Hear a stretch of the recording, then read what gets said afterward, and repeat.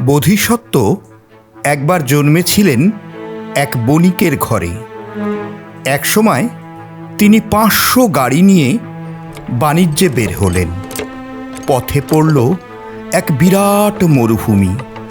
সেই মরুভূমিতে কোথাও এতটুকু ছায়া নেই।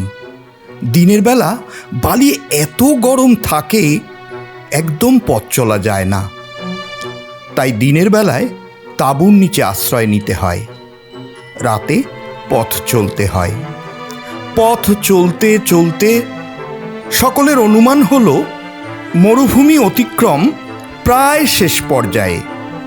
তাই সেই দিন যথেচ্ছ খাওয়া দাওয়া হলো এবং অপ্রয়োজনীয় জ্বালানি ও জল সব ফেলে দিয়ে ভারমুক্ত হলো।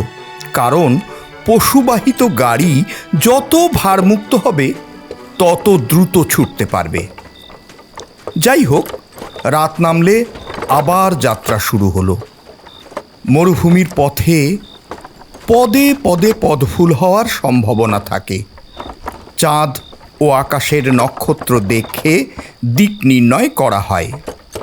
এ ব্যাপারে পারদর্শী ও অভিজ্ঞ লোককে প্রথম গাড়িতে রাখা হয়। তার নির্দেশ মতো গাড়ি চলে, অন্যরা তাকে অনুসরণ করে।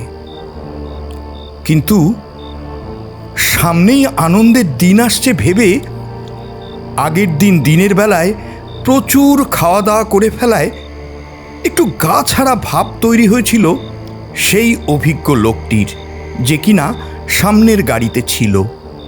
একটু যেন ঝিমুনি এলো। আর তারপর একসময় কখন যে সে ঘুমিয়ে পড়ল। ধীরে ধীরে পরের দিনের সকালের সূর্যোদয় ঘটল। ঘুম ভাঙল অভিজ্ঞ লোকটির। আকাশের দিকে তাকিয়ে সে বলে উঠল, সর্বনাশ, সর্বনাশ হয়েছে। সকলের মধ্যে হইচই শুরু হলো, আর্তচিৎকার শুরু হলো। খাদ্য কম, জল কম, জ্বালানি কম, সকলের প্রায় পাগলের মতো অবস্থা।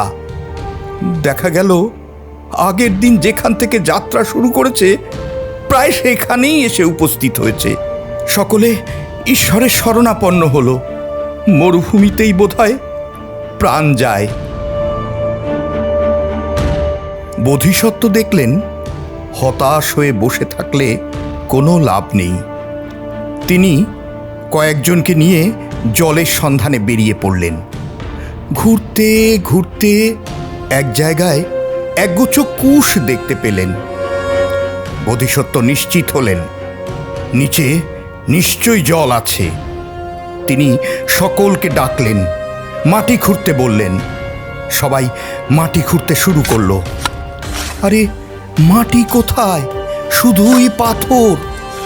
তীব্র গরমে সকলে পাথর ভাঙতে ক্লান্ত হয়ে পড়ল। শেষে রণে ভঙ্গ দিল। বোধিসত্ত্ব হাল ছাড়ার পাত্র নয়। এক বালককে সঙ্গে নিয়ে পাথরে কোদাল দিয়ে আঘাত করেই চললেন। অনেক পরিশ্রমের পর বোধিসত্ত্ব কান পেতে শুনতে লাগলেন পাথরের নিচে কুল কুল জলের আওয়াজ। সবাইকে জানালেন। সবাই ক্লান্ত থাকলেও বাঁচার শেষ আশা দেখতে পেয়ে শেষ চেষ্টা শুরু করলো। অবশেষে জলের সন্ধান পাওয়া গেল।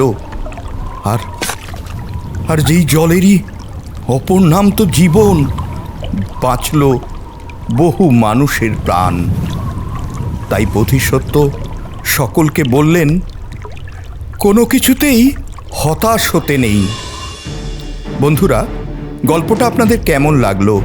ভালো লাগলে অবশ্যই চ্যানেলটিকে সাবস্ক্রাইব করবেন এবং পাশে থাকা বেল আইকনটিতে চাপ দেবেন পরবর্তী ভিডিও পেতে। এছাড়া লাইক, শেয়ার ও কমেন্ট করবেন। আপনাদের ভালোবাসাই তো আমাদের পাথেয়। ভালো থাকবেন, সুস্থ থাকবেন। ধন্যবাদ।